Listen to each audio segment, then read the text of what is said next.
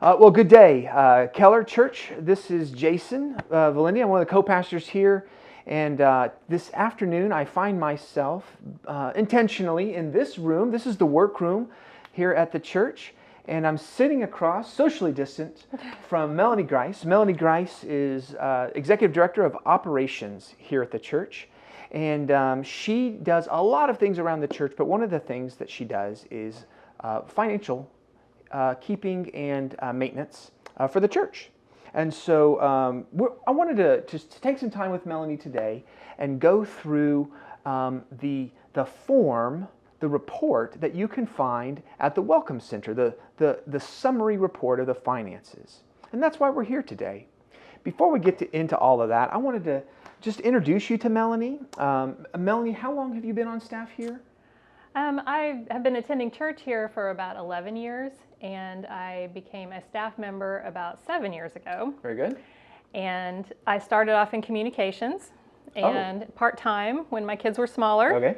And then my role here has grown and grown until it is what it is today. And here you are. Here I am. There you are. Well, wonderful. Well, very good. Well, thanks for taking the time today, and thanks for the work that you do, obviously. And so let's get to it. Okay. All right. Melanie, the first question I want to ask is, when I go to the welcome desk, there is a printout report of the church's finances up to a certain point. And it's often one page. It looks like this. We'll put it up on the screen, I think, for the body to see it. But before we get into any of the specifics, I was just curious to know, what am I even looking at? It looks like there's some columns. It looks like a spreadsheet. But can you just orient me as to what am I actually looking at? Okay, this is the budget and year-to-date report. It's an update that we make a new one every month. So this is the one for May. And I want to let everyone know that this is not the only place you can get it. If you're not able to come into the welcome desk, obviously none of us are right now, then it is also available through a link in Quick News. So it's on our website with a link to it through Quick News. Good. This is divided into departments. And we put some examples on the middle column of items that are included in that department, just to give you a general idea of what's there. And then there is a month number, and then the second column is all the months up into that month in the year. Okay. And then the last one is the amount that was budgeted back in January for the whole year. So you can have a rough idea of how far we've come and where we're going and how we're doing each month. So that makes sense to me, I think. So if I happen to look across the form, I can see that we expected an income for the year of $2.310 million. That's what we expected for an income. And that up to this point in the year, we have received $1.114 million. But then just in the month of May, we've received $161,000. I'm reading it across this way. This makes sense around the columns. Gotcha. So that's for income, and the same would hold for expenses, except instead of money in, it's money out. That makes a lot of sense. And so I can see when I'm looking at this how much we spent in the month, how much we've spent up to this point in the year, and what has been total budgeted for the year. It has me do a little bit of math of kind of where we are in it all, but it's a big church and there's lots of departments, and every department has its own line. This makes a lot of sense, and that's helpful to orient me. Also, whenever we get this, whenever you're the one that creates this, what do you think it is important for us to know as members? You're not just the creator of this report, you're a member. What's important for members to know that you would want them to know as they're looking at this as they pick it up each time? Well, Jason, I think it's important for every member and contributor to know where their money is going. I mean, giving to the church is part of what we promise to do as members when we take our membership vows. It's a spiritual discipline. And we want to know as members that the money is being used to fulfill our mission. Yeah. So you can tell a lot about what's happening with the money by reading this report. Yeah, that's one thing that I've really appreciated about this document, is that it shows not just where the money is spent, but where our values lie. Right. Yeah, so that's very helpful. Yeah, good stewardship is I know it's not the sexiest of things, but it's always good to know like how God is using our resources. Yeah, good. That's helpful. Yeah, good. One of the things that I've never fully understood until relatively recently actually is how this report comes to be, like how it gets made, and also why is there a delay? Here we are in June. And I'm looking at this paperwork, and it says this is, year to date, but it's not actually to this date. There's a lag. So how does this report come to be, and why is there like a month delay? We have a church management system called Shelby Next. So it's a computer software system. It's actually web-based. We have a subscription to it, and every day, almost Monday through Friday, when Dan Reed and I are working, he's the financial administrator, we use that system. So every time a check comes in, whether it's through the offering plate or whether it's online, we put all that money through the system so that we can keep track of it. And we also pay checks out of there. We run payroll. So all those things, we have to gather all that information together. All that's real time. But when we get to the end of the month, there's a list of tasks that we have to do to make sure that it's all correct. So one of the things I do is a bank reconciliation, and that just is another check to make sure that we got everything and that it matches what the bank says we have. So that's of course not available until the bank closes for the previous month. So it may be the first, second, and third of the month, depending on where the weekend falls. And so that sometimes takes a little while. So I run a bank reconciliation because Dan has done all the entries, and that gives us 2 people looking at it that work for the church.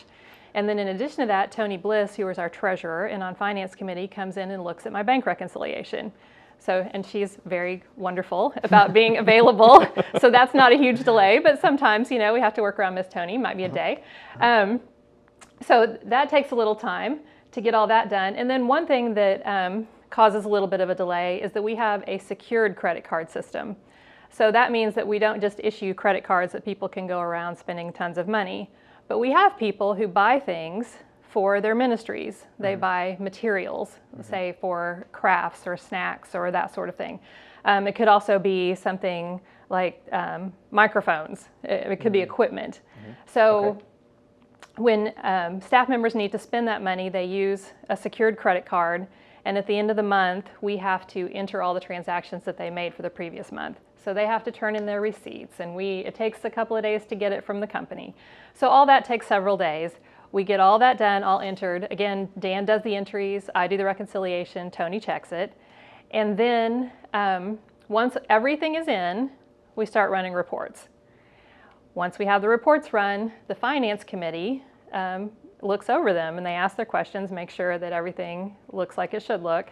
And then this is actually the one that goes out to the congregation is a summary. So I actually produce this based on the report from Shelby Next. It's very long and hard to understand, and so I condense it. Yep. So all that, and then the finance committee meeting, we're talking about a 3-week delay. Yeah. From the time the end of the month until the report is actually produced. I see. Yeah, just lots of parts. Yes. Yeah, very good. So when I'm looking at this report, I've worked in churches for a while now, and I know that there are essentially 2 categories of expenses that make up the bulk of the budget: facilities and personnel. But when I look at this report, I'm a little confused because I see facilities. There's a line, it says facilities, and there's a large number that's budgeted for facilities. And then on the next page, or on the back side, I see personnel, and it is not. So I guess I'm curious to know, we pay our staff, right? I mean, they get paid somewhere. And somewhere in here, where do we see staff salaries in this? The staff is not working for free. Oh, okay, right. That is good news. So their salaries are actually included in the budget. They're Okay. just in the individual departments. So they used to be part of the personnel department, but not just me, but several of us on staff felt that was misleading because it doesn't reflect the true cost of each ministry area. So I, for example, am paid entirely out of administration because almost everything I do is administrative. But your salary comes out of several because you have some administrative duties, working with the conference, that sort of thing. You have some congregational care duties, doing hospital visits, talking to people on the phone, meeting with congregants. And then a pretty big part of your responsibility is worship. And so you are also paid partly out of the worship budget. So each individual staff member, we really think about that, about where their duties are, and try to make that part of that individual budget line. Cool. And what's really nice about that system, putting personnel into their departments, is that we really can see the true cost of what children's ministry, what youth ministry, even what worship, like really costs the church financially. So that whenever we're thinking about budgeting and we're looking at our values and priorities, we can see, okay, yeah, this is really where our values lie, so much so that we actually put people behind those financial resources. That is incredibly clarifying for me as a pastor, to see this is what this church values. And I've come to really appreciate that. Those decisions that were made however many years ago to reallocate the lines that way. It's cleaner for me, so I appreciate that. There is a lot of information on this, but every document every summary, there's always something that's left out, right? I mean, that's the fault of summaries. They're wonderful, but they're always leaving something out. What do we not see on this summary report that you so beautifully make?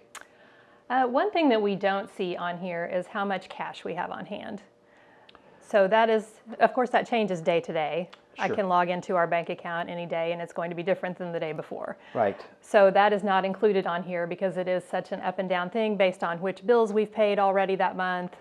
It would be out of date as soon as you printed it. Exactly. Yeah, that makes sense. So that's the reason we don't put it on there. But the Finance Committee keeps a close watch on that. Yeah. I produce a smaller report for them every month that they review that shows exactly to the penny how much money we have in the bank and how much money that we have outstanding in checks. So if we just ran checks and we have $50,000 worth of checks out there, then I report that to them as well. Then they would know, like, oh, okay, here's how much cash we have. But just so you know, right, this dollar, $50,000 of it is we got to send it out to right, whatever. Because we just made a very large payment. Right. Whatever. Right. So I try to get to the true essence of where we are with cash. Yeah. And so that's not included in here because it is so volatile. Right. However, know that your finance committee is keeping a watch on that. Right. They will ask me all the questions. And so are your pastors. Yeah. Yes. Yeah. No, I mean, Yes. that's an important, cash flow is very, very important for the lifeblood of the church Right. and ministries and doing. Right. Yeah, I follow. So another thing that's not on there is designated funds. We don't have very many designated funds, fortunately. It really is best generally to give money to the general fund because then it can be used wherever it's needed. Right. But we do have a handful of designated funds. The one that has a lot of activity is debt reduction.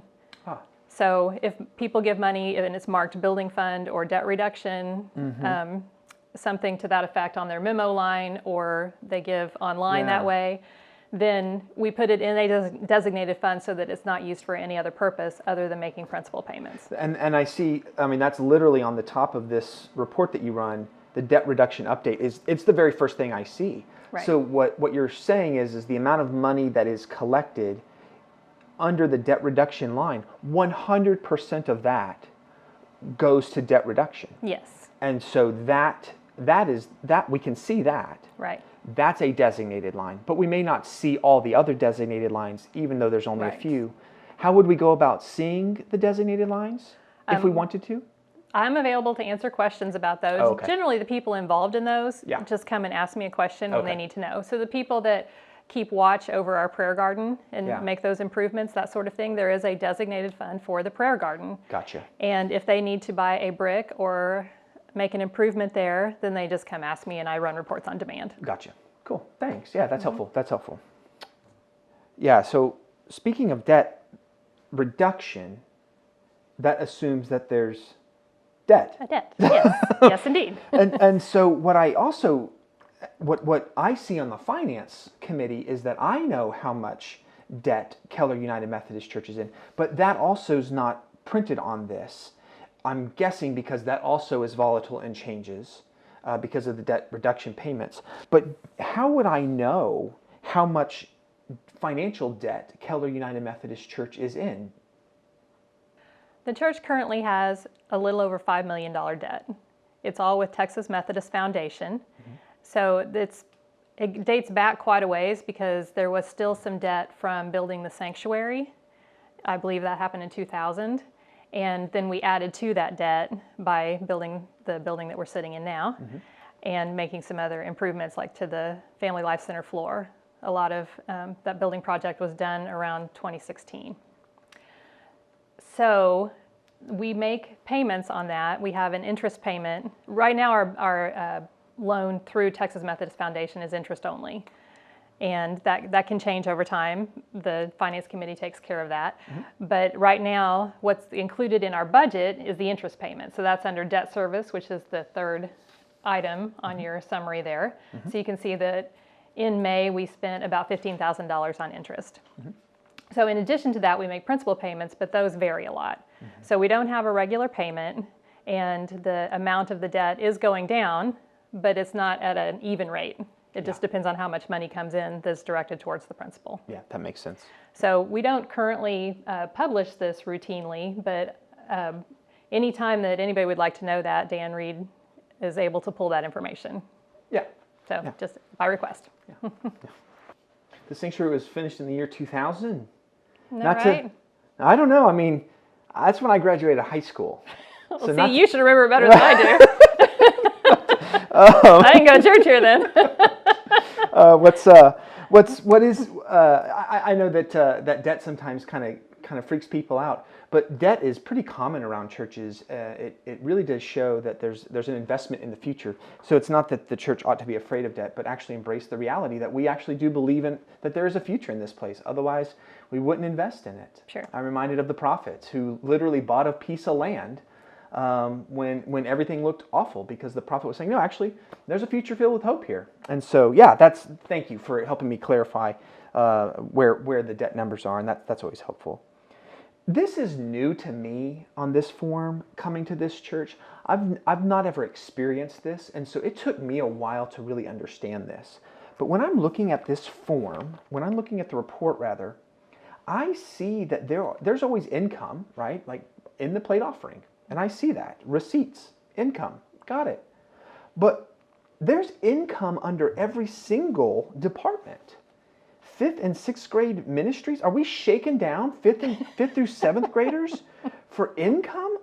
It's something that has perplexed me whenever we first got here, and I didn't understand why does each department have its own income line? We are not robbing piggy banks. No need to worry. That is not happening. So 5th through 7th grade ministries, for example, would have income because children's parents pay for things like the confirmation retreat. I see. Or they might pay for the junior high mission trip. I see. So those types of income, they're not to the general fund. They are for a specific purpose. Sometimes I refer to them internally as pay to play. When you're paying for something, but you're getting something in return. Right. So those things are included in the individual departments.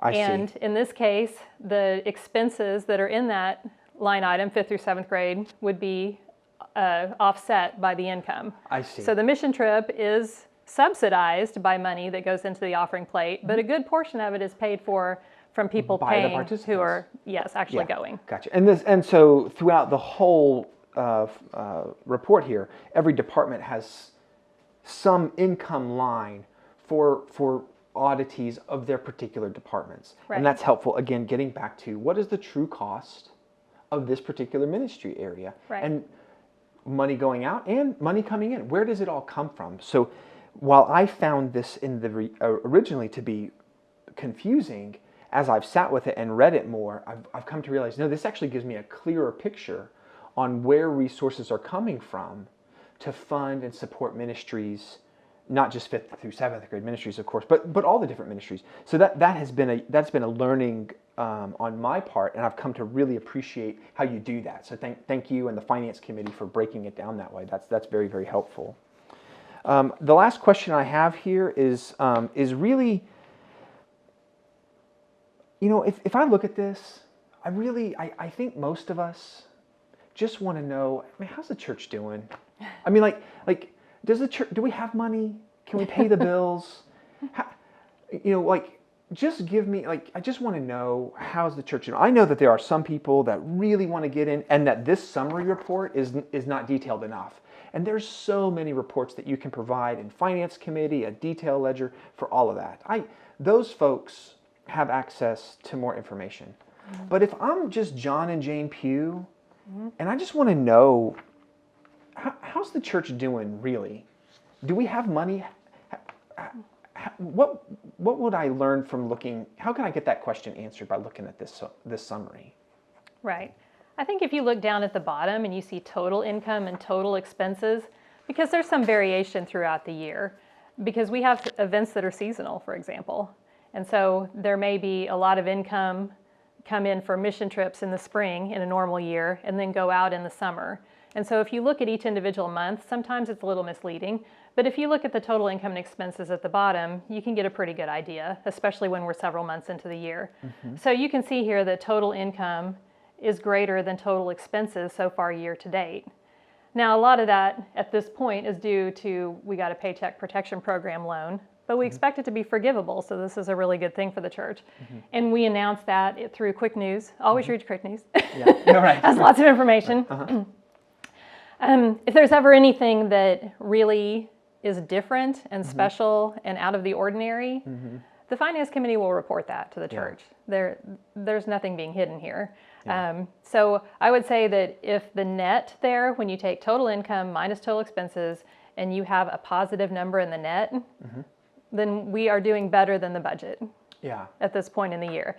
Now, if that were a little bit of a negative number, that would be okay. Right. But if it was a very big negative number, there might be some cause for concern, and it might be worth an email or a phone call if you have some concerns. And that is one reason why the church phone number is always at the bottom, and my email address is always at the bottom. I'm happy to field those calls. I don't want anybody to feel like that information is being withheld or they don't know where their gifts are going. Yeah. Well, Melanie, thank you very much, really, for taking time and for not just for today to help kind of orient us and educate us to this, but really for the work that you do here at the church. There are so many folks that work literally behind the scenes, and normally you're not in front of a camera. You look marvelous, by the way. She was camera ready when she showed up. But really, there's so much work that's done administratively to support the life of the church. I'm mindful of Moses, who was out there in front of the crowd and leading people in the 10 Commandments. And we all know the story of Moses. And Moses is the one that's Charlton Heston and all that stuff. But Moses really could not do what Moses did without the work of Aaron and all of the judges and people that were helping support. So it's easy to give accolades to the Moseses. That's easy. It's less easy because it's less obvious to give support and accolades to the Aarons of Keller United Methodist Church. You are one of many Aarons in the life of the church. And so on behalf of the whole church, really, thank you and to Dan and to the Finance Committee for the work that you do, the reports that you make, and for your availability for future comments, questions, concerns. Appreciate it so much. You're welcome. High five. Virtual high five.